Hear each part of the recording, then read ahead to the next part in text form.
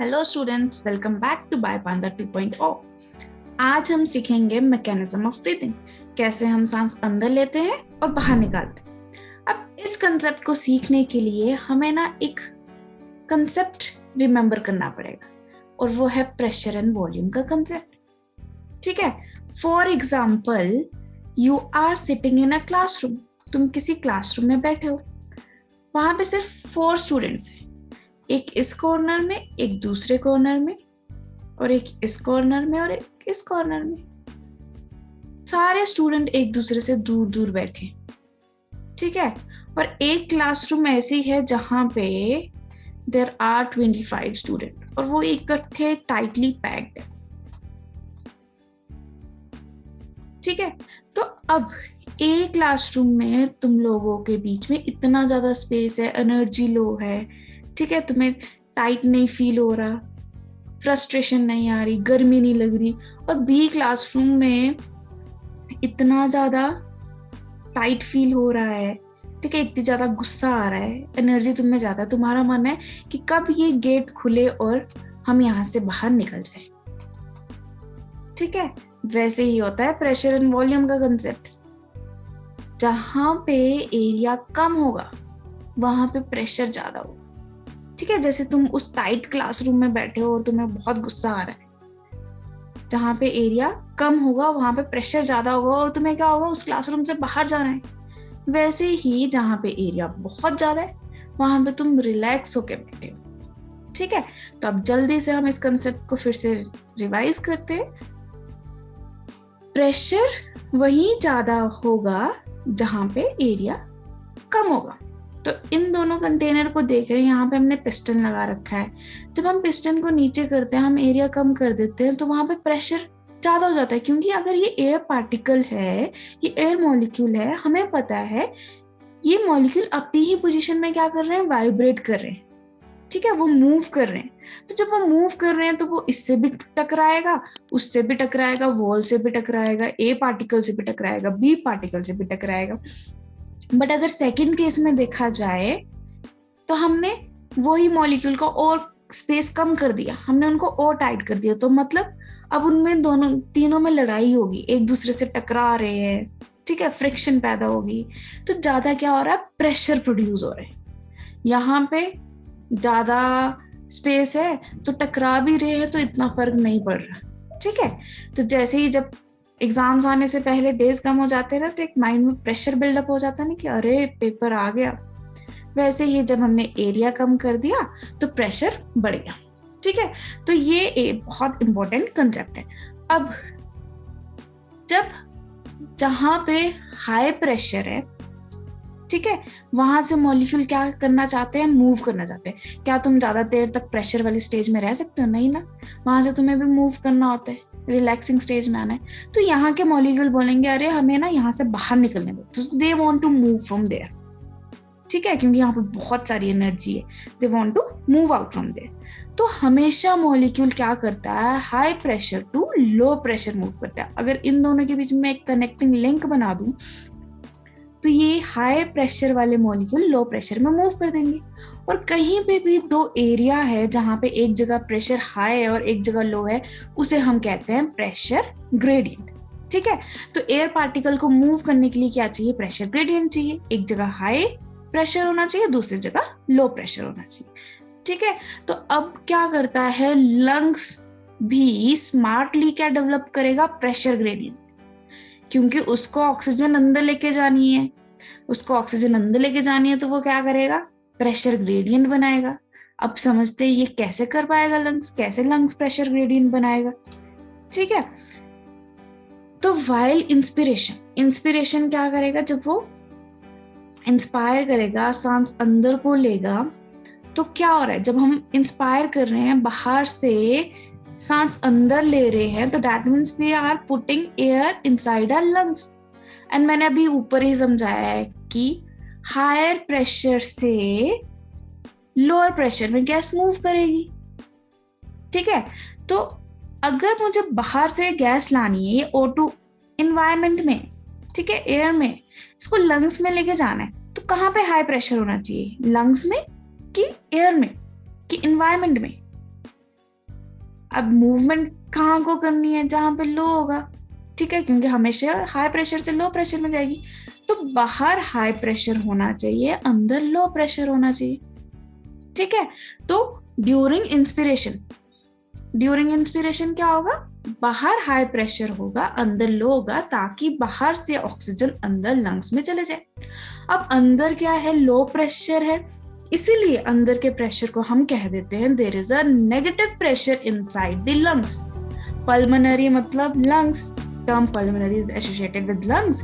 The word intra मतलब अंदर, ठीक है, लंग्स के अंदर का प्रेशर। सो इफ अंदर का प्रेशर नेगेटिव होगा, लो होगा, तभी बाहर प्रेशर हाई होगा।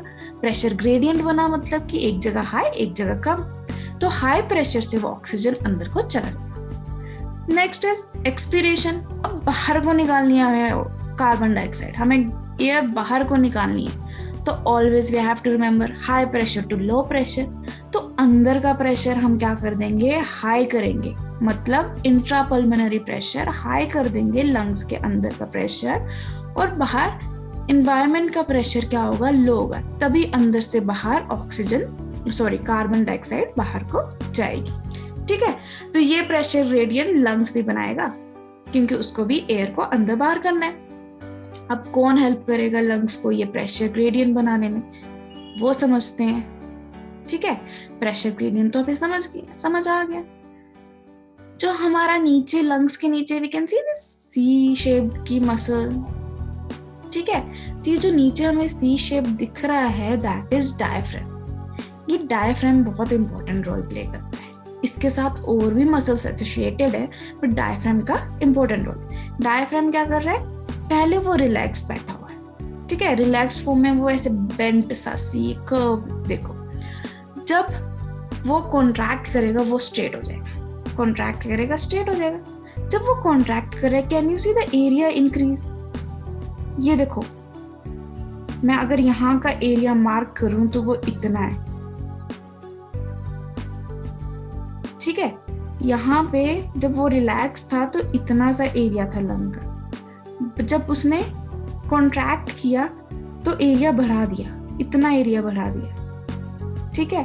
अब लंग्स को डायफ्राम क्यों एरिया बढ़ा के दे रहा है, भाई वो एरिया बढ़ाएगा तभी तो प्रेशर लो होगा, और अगर लो प्रेशर होगा तभी तो बाहर से एयर अंदर आएगी, ठीक है। तो डायफ्राम ने क्या किया, कॉन्ट्रैक्ट किया, एरिया बढ़ा दिया, और वहीं पे डायफ्राम जब रिलैक्स करता है एरिया डिक्रीज कर देता है, तो प्रेशर हाई हो जाता है। जब यहाँ पे प्रेशर हाई हो गया तो वो प्रेशर हाई होने की वजह से एयर बाहर को निकल जाएगी, ठीक है।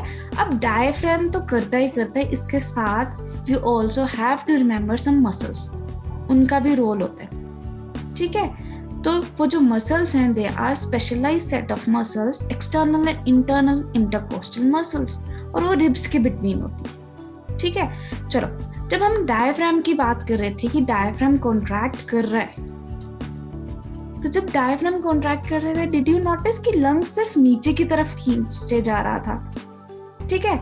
अब फॉर एग्जाम्पल ये बलून है, बलून को जब हम नीचे को खींचते हैं तो एयर नीचे की तरफ लेंथ बढ़ जाएगी उसकी, ठीक है। बट अगर उसकी ब्रेड्थ हाइट भी बढ़ानी है तो we have to pull from that side, ठीक है। तो वैसे ही डायफ्राम जब कॉन्ट्रैक्ट करता है तो वो नीचे की तरफ आ जाता है, तो मतलब वो लंग्स को नीचे को तो खींच देता है, बट लंग्स को फॉरवर्ड की तरफ और बैकवर्ड की तरफ भी तो हमने खींचना है, ठीक है, ताकि एरिया बढ़े, वॉल्यूम बढ़े और प्रेशर लो। उस टाइम जो लंग्स को आउटवर्ड की तरफ पुल करने में हेल्प करेगा that is external intercostal muscles, ठीक है। अब समझो ये क्या करेगा। पहला, ड्यूरिंग इंस्पिरेशन जब हमने इनहेल किया, ठीक है, you are supposed to inhale right now, सांस को अंदर लो अभी के अभी। When you are taking air in, what you can feel, तुम्हारी लंग कैविटी ऐसे एक्सपैंड हो रही है, you can see it, you can feel it कि लंग्स में एयर भर गई है, ठीक है। तो वो एयर तभी बढ़ेगी ना जब कोई उसको खींचे, लंग्स को नीचे को खींचेगा, आगे को खींचेगा, पीछे से खींचेगा, ठीक है, तो नीचे से तो डायफ्राम ने खींच लिया, आगे पीछे से एक्सटर्नल इंटरकोस्टल मसल ने खींच लिया, ठीक है, ताकि ज्यादा से ज्यादा वॉल्यूम हो, प्रेशर कम हो और बाहर से ऑक्सीजन अंदर चले जाए। सो गोल अचीव्ड, हमने ऑक्सीजन अंदर ले ली। तो किसका रोल था during inspiration? Diaphragm and external intercostal muscle. अब स्टार्टिंग में ड्यूरिंग इंस्पिरेशन दोनों कॉन्ट्रैक्ट करेंगे, ठीक है, दोनों ने काम कर लिया। अब बेचारी काम ही थोड़ी ना करती रहेंगी, अब क्या करेंगे, वो दोनों रिलैक्स करेंगे। जब वो रिलैक्स करेंगी अपने ओरिजिनल पोजीशन में कर देंगे, तो मतलब लंग्स को भी उसकी ओरिजिनल पोजीशन पे ले जाएंगी, ठीक है, लंग्स को ओरिजिनल पोजीशन पे लेगी तो मतलब उसका साइज छोटा होगा। तो इंस्पायर करते टाइम जब तुम एक्सेल कर रहे हो तो तुम देख रहे हो ना, you can note down that तुम्हारे लंग्स ओरिजिनल पोजीशन में चले गए, जो तुम्हारी कैविटी थोरैसिक कैविटी एक्सपैंड हुई थी वो वापस को ओरिजिनल पोजीशन में चलेगी। तो वो किस वजह से गई है? क्योंकि दोनों ने अब रिलैक्स कर लिए, ठीक है, तो दोनों ने रिलैक्स कर लिया, अब एक्सपिरेशन हो जाएगी, अब कार्बन डाइऑक्साइड हम बाहर को फेंक देंगे, ठीक है। तो ये दोनों मसल्स का रोल था। अब तो ये नॉर्मल हम ना इनहेल एक्सेल की बात करें, दैट मीन्स टाइडल वॉल्यूम की बात करें, बट अगर हम बात करें कि नहीं, हमें ना फोर्सफुल एक्सपायर करना है, हमें और ज्यादा बाहर को कार्बन डाइऑक्साइड फेंकनी है, एयर को बाहर करना है, ठीक है, जैसे ड्यूरिंग योगा भी डू, तो उस टाइम कुछ और मसल्स भी हेल्प करती है और वो है internal intercostal muscles and abdominal muscles, ठीक है। पर याद रखना ये दोनों मसल्स बस तभी काम करेंगी जब हम एनर्जी लगा के फोर्सफुल एक्सपिरेशन कर रहे हैं, ठीक है। एक्टिव एक्सपिरेशन मतलब कि किसी भी काम में जब एनर्जी लगती है तो हम उसे एक्टिव कहते हैं।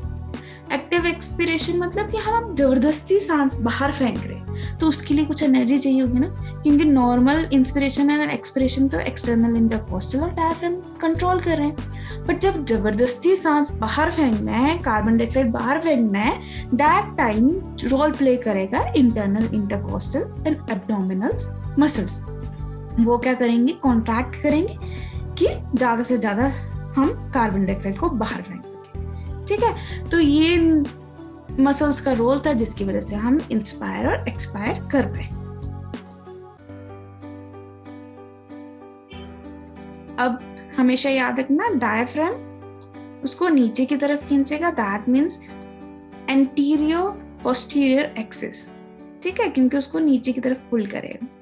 और जो हमारी इंटरकोस्टल मसल है, एक्सटर्नल इंटरकोस्टल मसल्स, ठीक है, वो रिब्स से उसको पुल करेंगे, ठीक है, जिसका मतलब वो डोर्सल वेंट्रल एक्सिस, जो हमारी बैक होती है दैट इज डोर्सल, और जो हमारा फ्रंट वाला साइड है दैट इज, जो हमारी चेस्ट है दैट इज वेंट्रल, तो उसको डोर्सल वेंट्रल एक्सिस से पुल करेगी, जिसकी वजह से वो इक्वली एक्सपैंड करेगा। ऐसा नहीं सिर्फ नीचे नीचे को लेंथ बड़ी हो रही है, ठीक है। फिर रिलैक्सेशन के टाइम वो दोनों जो कॉन्ट्रैक्ट की थी मसल, अब वो रिलैक्स करेंगे और एक्सपिरेशन हो जाएगी। तो this was all about mechanism of breathing. एक टाइम में, 1 मिनट में भी ब्रीथ ऑलमोस्ट 12 to 16 टाइम्स, ठीक है। और जो डिवाइस हेल्प करता है हमें कि हमने कितनी सांस अंदर लिए बाहर लिए, उसे हम कहते हैं स्पायरोमीटर। आई होप कंसेप्ट समझ आया हो। लाइक एंड शेयर तो बनता है। फिर कोई भी टॉपिक या कोई भी क्वेश्चन या doubt you have, you can write it on the comment box. Thanks for watching us.